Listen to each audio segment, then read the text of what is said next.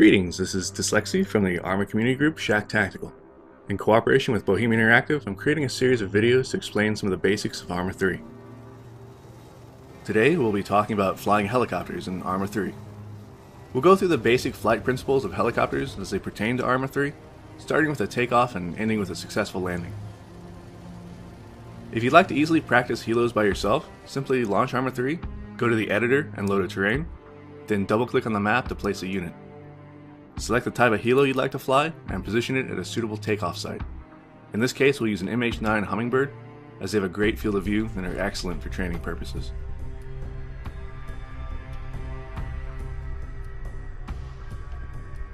Once you're in your helo, there are a few aspects of the interface you should familiarize yourself with. In the upper left, you have a panel that will show altitude in meters, speed in kilometers per hour, fuel remaining, as well as the damage states of different aircraft components. From top left to bottom right, these are your hull, engine, instruments, anti-torque, which is also known as your tail rotor, and your main rotor. Red indicates that a system is destroyed or close to it, while shades of yellow and orange indicate damage. To power on your helo, press your Q or Z key by default. These control what's known as a collective. In short, this makes you ascend or descend. Your helo will take a moment to spool up. When it's ready, tap your Q key a few times to come into a low-level hover. Hovering is a critical part of being a helicopter pilot. Not only will you need to be able to hold a hover from takeoff, you'll also need to know how to decelerate from normal flight into a hover to facilitate landing. Use your mouse for fine-grained control of pitch and low-speed yaw, while your W, A, S, and D keys will control more significant amounts of pitch and roll. X and C will act as your rudders, which allow you to do a level turn like so. You can fly just fine with only a mouse and keyboard. Joysticks and other peripherals are optional. If you'd like to improve your flying, there are two good ways to do it. The first is via a TrackIR head tracking device, which allows you to look around independent of your other flight controls, while the second is a set of rudder pedals to give you more fine-grained rudder control. Once you've established a decent hover, transition into forward flight by tilting the aircraft forward. The more you tip forward, the faster you'll accelerate, though you'll also begin to descend in altitude once you pitch too far. You can counter this by applying more collective via the Q key, or by raising your nose again. Raising the nose substantially will result in a climb, while lowering it will result in diving flight. Due to the airflow over the aircraft, you'll find that your tail rotor becomes less influential at high speeds. While you can still yaw somewhat, you'll no longer be able to do a full tail rotor turn until you've slowed back down again. Maneuvers at high speed will instead rely on banking the helo and using pitch to change direction. Your flight altitude will depend largely on the terrain, obstacles, and enemy threat in any given area. Helicopters are able to maintain extremely low-level flight with an experienced pilot. This can allow them to stay behind terrain or obstacles that mask them from enemy fire or observation. When flying low-level, keep a sharp eye out for anything in your flight path. Power lines are nasty surprises, but you'll also be at risk of hitting poles, trees, and even particularly large rocks that happen to be in the way. When planning your flight route, pay attention to the terrain in the area and what threats might be present. Plan for both enemy presence and natural or man-made obstacles, and fly accordingly.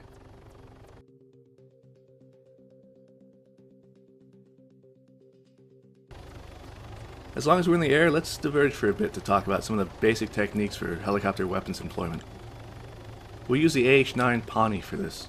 It's the same basic airframe as the MH-9, just with the troop-carrying benches replaced with miniguns and rockets. Both of these are fixed forward, presenting unique challenges compared to aircraft with swiveling turrets like the Blackfoot. The most important thing to remember when using the Pawnee's guns or rockets is that you must be able to fire them from a safe distance. You have no real significant armor on your aircraft. A burst into the cockpit or engine is enough to bring you down. Because of this, you'll want to attack from range, then peel off before flying over the enemy. The miniguns have a tremendous amount of ammo in them. Feel free to use several second-long bursts when firing them. The further away you are, the more the bullets will spread out during their flight, making a hit against enemy troops much more likely due to the larger impact area. Rockets, on the other hand, should be fired sparingly. Be precise with them, and you'll find yourself doing far more damage in the end.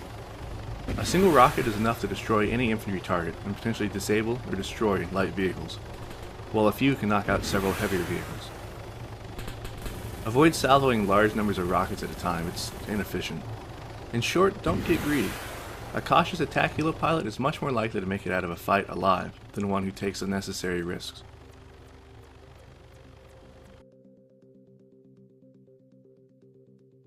Now that we've gone over basic flight and weapons employment, let's try landing. To slow down, utilize a combination of pitching your nose up while decreasing the collective. If you match these two movements, you'll find yourself slowing down without gaining or losing altitude. I call this a bleed flare, since you're bleeding your speed off without changing altitude in the process. When closing on your landing zone, it's best to fly a slightly curving path towards it.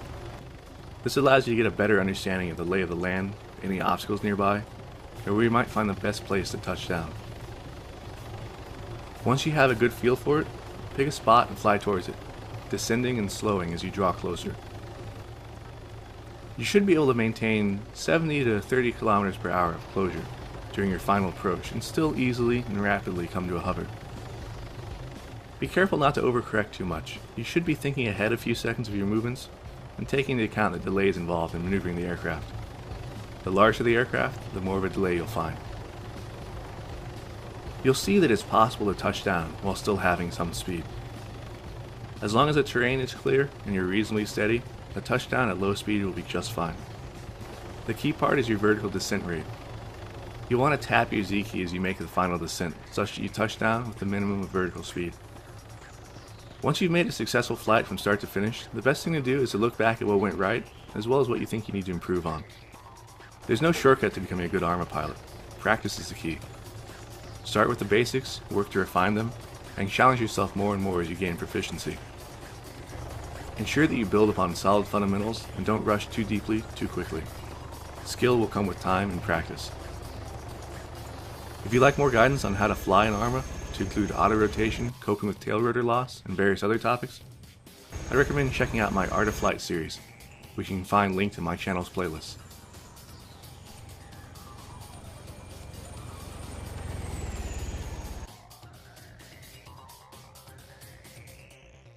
For more community guide videos, be sure to subscribe to the official Arma 3 YouTube channel.